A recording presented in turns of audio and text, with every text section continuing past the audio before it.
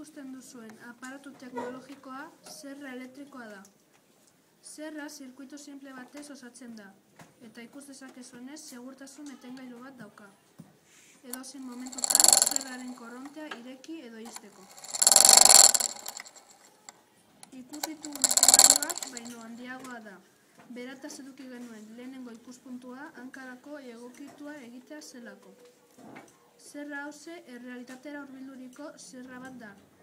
Egurra mozteko toki gehiago daukalako, eta motorra eta kableak ostondurik dituelako.